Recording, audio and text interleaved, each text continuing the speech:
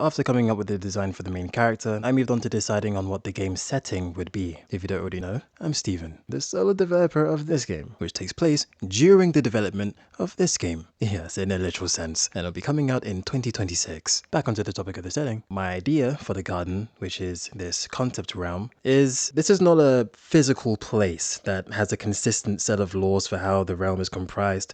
Instead, everything in the garden is comprised spontaneously based on the current prevalent ideas being explored in it. I.e., it basically makes itself up as it goes along, and it only sticks with whatever makes the most narrative sense at the time. Now, with the first draft, as discussed in the previous video, he believes the idea that he will exist and develop into the main character of Sword's Symphony. However, there also exists essentially the opposite version of him that is equally convinced of the idea that he will never exist. Hence, his entire concept as a whole is essentially infinitely deadlocked in a prison of sorts, on whether he'll actually reach his goal of attaining existence or not. And subsequently, the garden during these events responds and takes the physical form of a dungeon-esque prison. That is until the first draft can overcome this idea that he will never exist. So with that decided, I could take that off the list and move on to the next steps, which were all about encountering this foe that the first draft would have to face, i.e. the enemy design. So I'll see you in my next video where I go over my work on that.